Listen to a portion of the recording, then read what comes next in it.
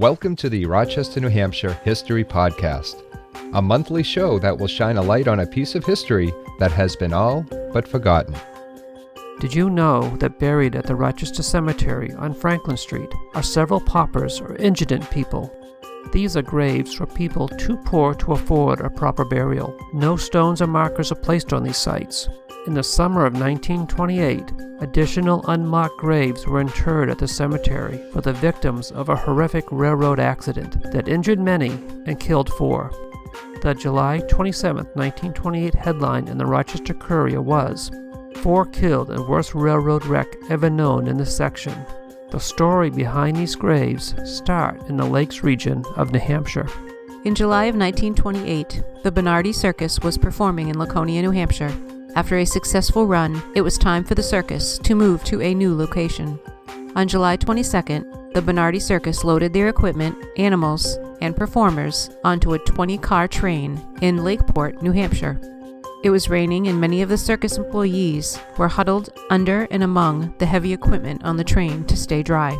Around 10 a.m., the train departed the Lakeport depot and its intended destination was Gloucester, Massachusetts, where the circus was scheduled to perform several shows. Tragedy struck while the train was traveling through Farmington, New Hampshire. At this point, the train was going at least 50 miles per hour. Also, the flat cars of the train were 70 feet in length and very heavy. A key pin dropped out, releasing the heavy drawbar of the 6-flat car of the train. The drawbar then acted as a sort of a vaulting pole, plowing into the track bed and lifting the front end of the car.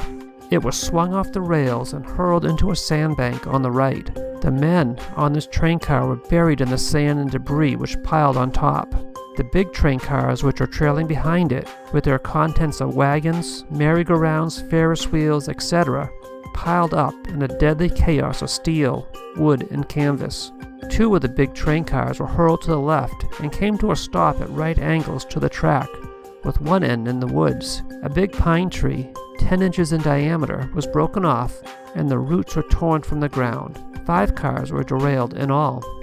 The front part of the train, which did not crash, came to a stop. One of the circus employees then jumped off the train, ran up the track, and found the home of Mrs. Edgerly. There he phoned for help.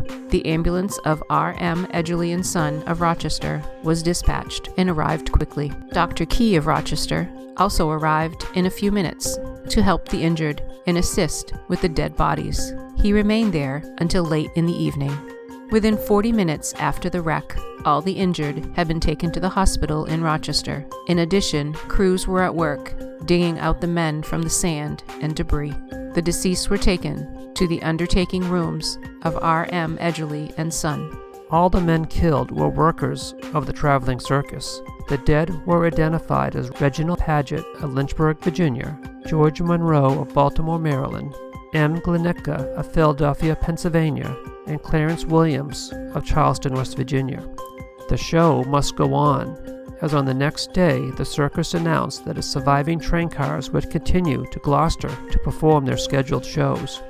Regarding the final disposition of the bodies, there was a bit of a delay burying 3 of the victims. According to the Rochester Courier, the body of Reginald Paget was sent to relatives in Virginia, but relatives could not be found for the 3 other victims. There was also a disagreement between the circus, railroad, and county of who was responsible for the expense of burying the 3 men. Bernardi Circus put an end to the conflict by purchasing 3 coffins and 3 lots at the Rochester Cemetery for the men.